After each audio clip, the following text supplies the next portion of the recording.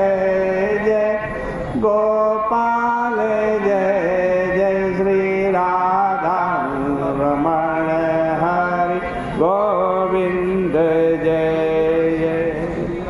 तीसरी बात भी है। तीसरी बात यह है कि स्त्री के आकर्षण से कभी भी किसी को भी आश्वस्त नहीं होना चाहिए। जब शंकर जी के मन में भी काम उदय हो सकता है तो साधारण लोगों की तो बात ही क्या।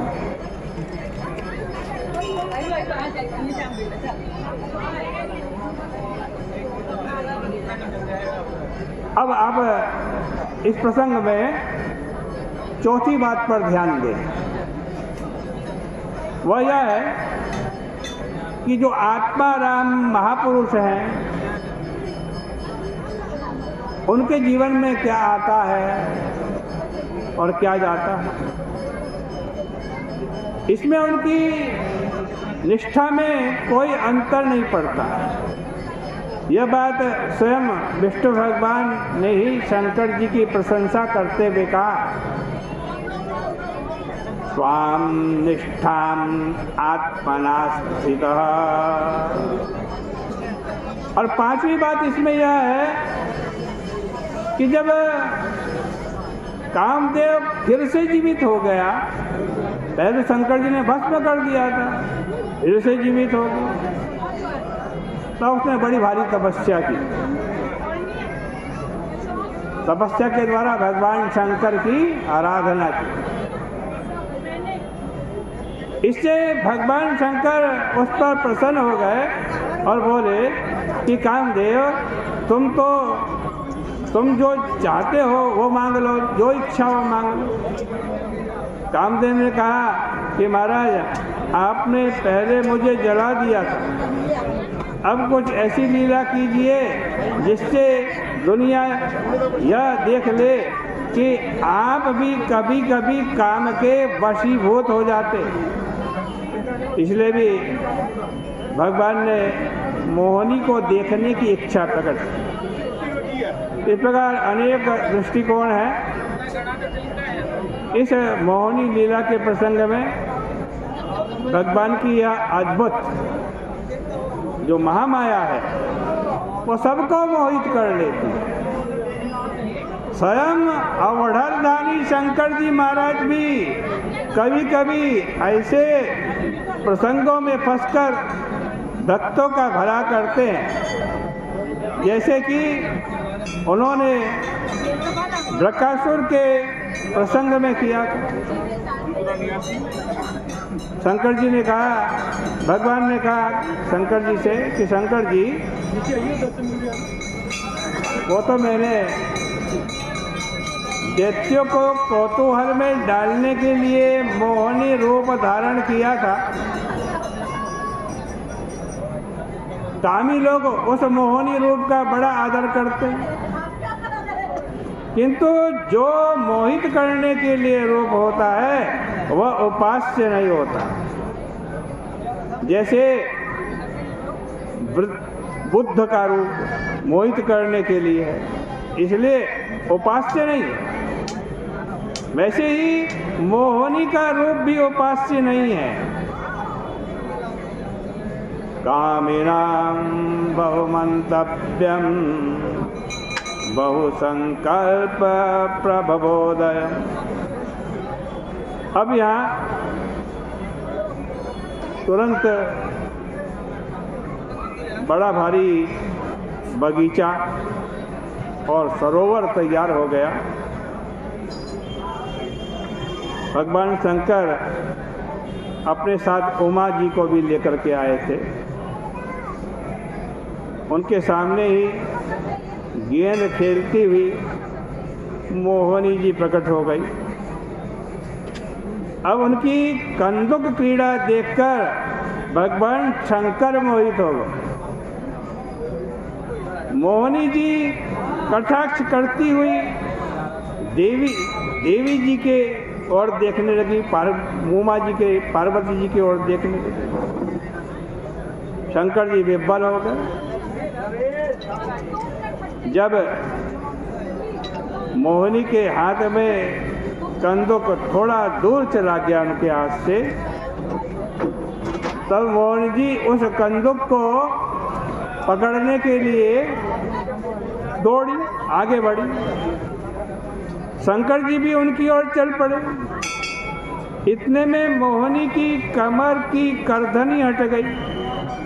जो सूक्ष्म वस्त्र उनके शरीर पर थे उनको भी वायु ने हर लिया।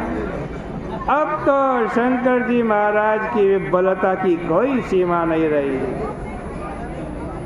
उनके साथ बड़े बड़े ऋषि मुनि भी थे, परंतु भगवान शंकर किसी की सर्व नहीं की।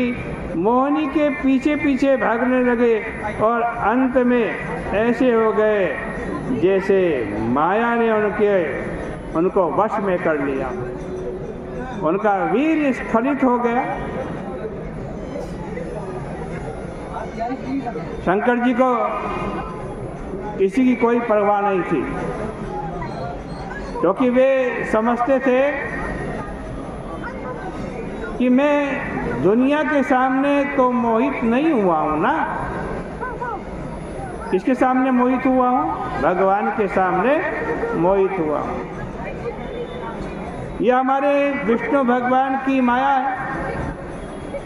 अपने इष्ट देव से या गुरु से हार जाना कोई पराजय की बात नहीं है। शंकर जी बहुत प्रसन्न हुए। भगवान बोले कि शंकर जी, तुम्हारे अद्वैत बोध में किसी प्रकार की त्रुटि नहीं है। मेरे द्वारा मोहित होने पर भी तुम माया से पार हो गए हो। तुम्हारे सिवाय भला ऐसा कौन है सृष्टि में जो मेरी माया से पार जा सके। अब यह गुणमयी माया तुम पर अपना कोई प्रभाव नहीं डालेगी। दृष्ट्या त्वं विबुधश्रेष्ठ त्वां निष्ठामात्मना स्थिता। इस प्रकार भगवान नारायण ने शंकर जी का बहुत सत्कार किया। फिर उनको आमंत्रित करके वे चले गए। अब शंकर भगवान ऋषि मुनियों के बीच में ही उमा से कहने लगे कि देवी, तुमने भगवान की माया देख ली। जब मैं ही इतना मोहित हो जाता हूँ, तब यदि संसार में जीव मोहित हो जाए तो उसका क्या कहना। इस प्रकार समुद्र मंथन का ये प्रसंग आपको सुनाया। और समुद्र मंथन की ये जो भगवान की लीला है ना, वह उनके पराक्रम की लीला है।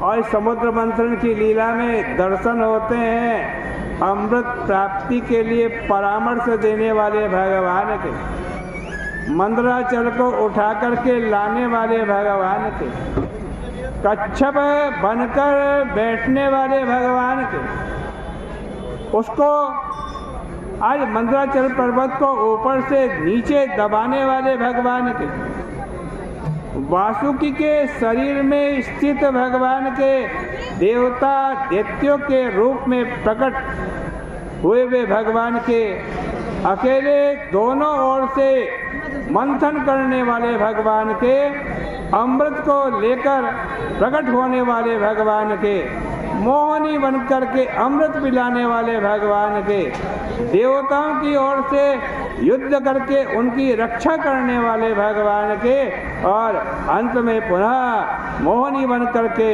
भगवान शंकर को मोहित करने वाले भगवान के। सारी की सारी लीला भगवानमयी है। इसके आदि मध्य अंत सर्वत्र भगवान के पराक्रम का ही प्राकट्य है। इस प्रकार से श्रीमद् भागवत महापुराण के अष्टम स्कंद का ये 12वां अध्याय परिपूर्ण होता है।